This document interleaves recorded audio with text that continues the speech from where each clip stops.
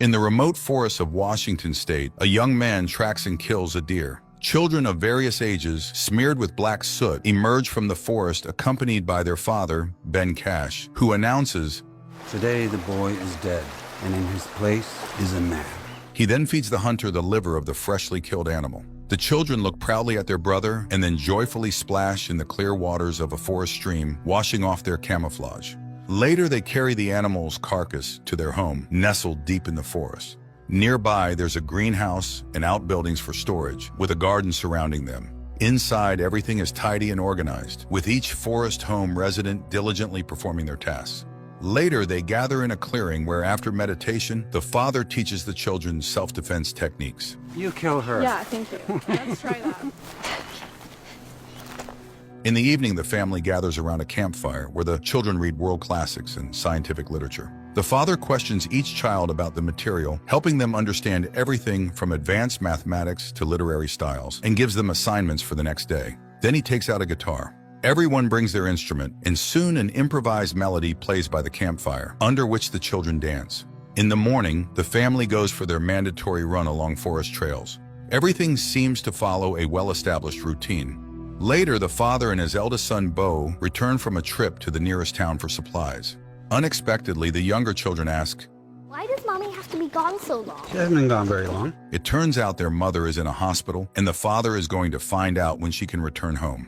In town, while Ben shops, local girls flirt with Bo. However, he doesn't know what to talk about with them, as his knowledge of political structures doesn't interest them much. So Bo goes to get the mail and finds several letters addressed to him, inviting him to the country's best universities.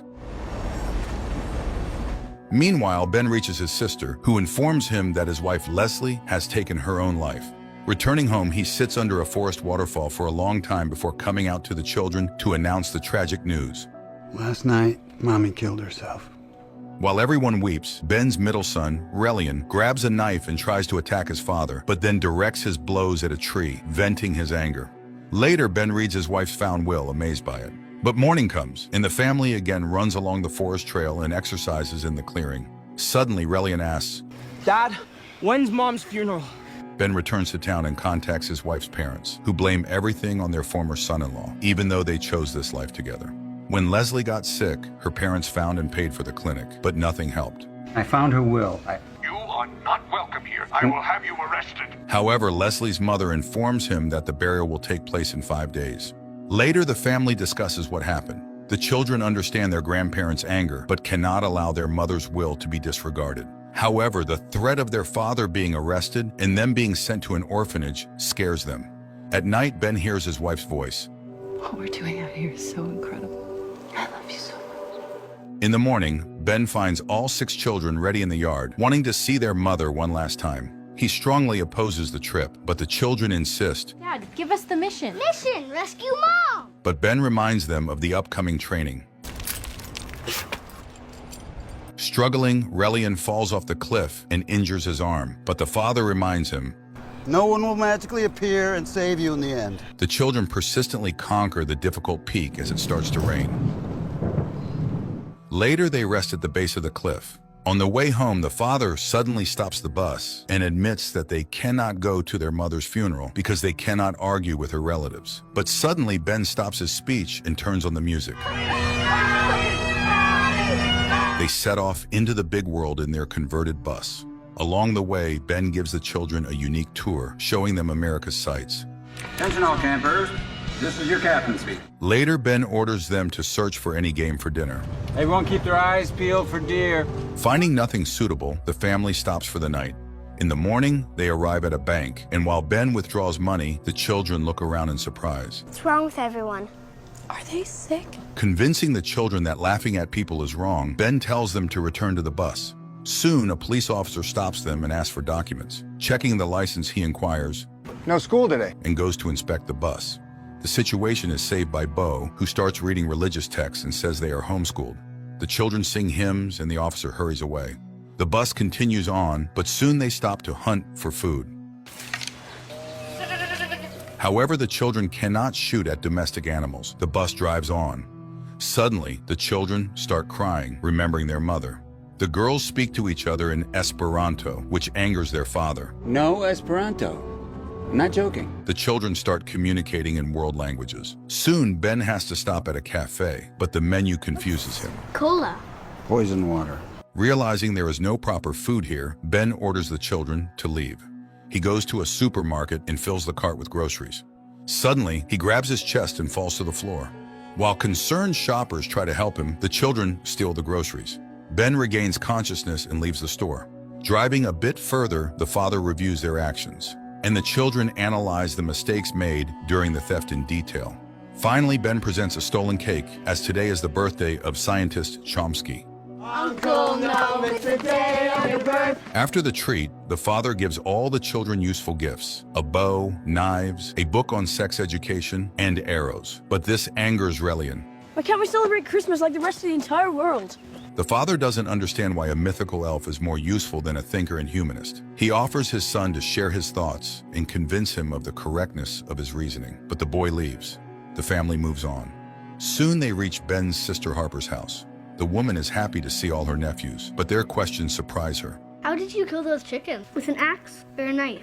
She tries to find answers and is again astonished that Ben honestly and thoroughly explains even very delicate matters to the children. Harper's husband tries to offer condolences, but Ben calmly reminds him that he couldn't stand his wife. Then he straightforwardly explains the cause of his wife's death. His sister and her husband try to end the conversation. Children shouldn't know the details, but Ben tells the children the real cause of their mother's death. Probably a form of postpartum psychosis. Ignoring his sister, who left the table, he pours wine for the children. Later, the children watch with curiosity as their cousins play video games. Ben argues with his sister, who cannot accept such democracy in parenting. I tell the truth to my kids. I don't lie to my kids. Protecting children. But Harper believes that not sharing what children cannot understand isn't a lie. Her husband suggests postponing the conversation until morning, and Ben apologizes. Meanwhile, the children take their sleeping bags and set up for the night in the yard, despite having rooms prepared for them. In the morning, everyone gathers at the table, and Ben allows the children to play video games with their cousins. When the children leave, his sister and her husband try to reason with Kids Ben. need structure. They need to go to a real school. Then Ben calls his nephews and asks them questions about political science and history. The boys can't answer a single question. However, Ben's youngest daughter freely discusses these topics. Relatives are impressed by such knowledge and no longer object to Ben's way of educating his children.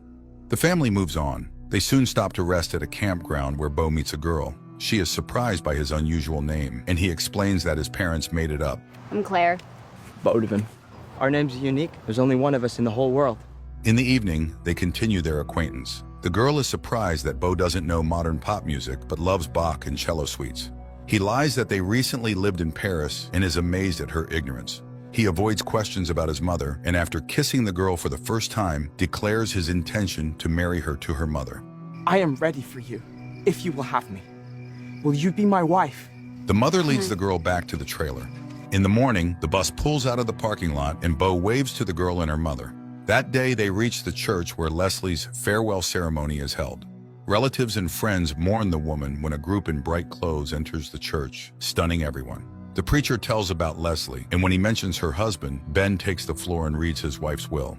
First of all, Leslie practiced Buddhism. If nothing else, she had a sense of humor. Leslie's last will and testament. Finally, she asks to have her ashes flushed down the nearest toilet. Enraged, Leslie's father, Jack, orders Ben to be thrown out of the church. The children run after him, while the preacher continues his sermon. Soon, Leslie's coffin is carried outside. Grandma and Grandpa hug the grandchildren, some of whom they see for the first time. Nevertheless, Jack forbids Ben to go to the cemetery, threatening arrest. Ben orders the children to get in the bus and follows the procession, though the children beg him to stop. No, I don't want to lose you! Hearing the last argument, Ben stops the bus. They drive to the suburbs and stop for the night. The man opens a bottle of wine and drinks it, sitting by the bus while his sons go to a sports field and remember their mother. Unexpectedly, Relian declares, Mom had psychotic episodes. Dad made her crazy. Dad's dangerous. Upset, Bo returns to Ben and shows him letters from all the universities in America, offering to accept him for study. Suddenly, the father accuses him of lying and secrecy, and Bo confesses. It was Mom. I just want to go to college. Ben is stunned, knowing his son speaks 6 languages, advanced mathematics, and physics. What else can he be taught? But the son becomes furious. I don't know anything about anything! Later, he receives a note from his youngest son, who ran away to live with his grandparents. Seeing his father come for him, Relian accuses him of killing his mother. You killed Mom! I heard you fighting about where we live. Mom wanted to leave. Ben tries to prove to his son that they made the decision together with Leslie, but the boy is determined to stay with his grandparents. Ben orders him to pack, but the boy shouts insults and runs away. Ben follows, but an arrow lands right next to him. This is Jack stopping his son-in-law. They're going to be totally unprepared for the real world. Jack intends to file for custody of the children. Ben refuses to leave without his son, and then Jack calls the police. Ben has to leave. Later, he and the children hide in the dark, watching the grandfather's house. Then they send Vesper to rescue the captive. Unexpectedly, the daughter falls from the roof and crashes. A shocked Ben can't believe it happened. The girl is taken to the hospital. A vertebra is fractured. The doctor is very impressed by her physical condition, but the girl was very lucky. In the morning, Ben brings the children to Leslie's parents' house. He watches them interact with their grandfather. Her mother shows the last letters from her daughter. We created a paradise out of Plato's Republic. I'm going to get better out here. I know I will. Later, Ben tells the children they will stay here, but this causes outrage because this house is the opposite of everything he taught them. However, the father, frightened by Vesper's injury, realizes that his entire life was a beautiful mistake. It was too much. And I knew it. I'll ruin your lives. Ben unloads the children's belongings from the bus and says goodbye to Jack. He promises to arrange the children's lives in the best way. The man drives away. Sitting behind the wheel, he cries, looking at the empty cabin. Reaching a gas station restroom, he shaves off his long-standing beard. At night, he stops by the roadside, lights a campfire, and suddenly hears a voice. Shaved your face. And his children emerge from the bus, having hidden in the luggage compartment. The children want to save their mother and complete the mission, and the father gives in. The family goes to the cemetery and digs up Leslie's coffin, restoring the grave so no one notices the theft.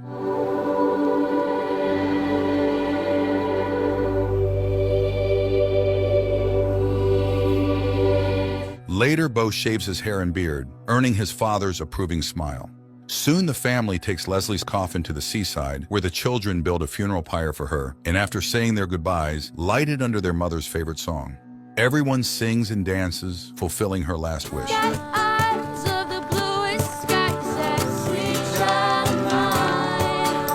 Sometime later, they go to the airport to see off Bo, who is flying to Namibia for volunteer work, and also flush their mother's ashes down the toilet according to her will. The father gives his son final advice. Always tell the truth. Always take the high road. Don't die. I won't. Later, the family settles on a farm, raising chickens in their bus. Ben tends to the farm and the children start going to school. The film ends here.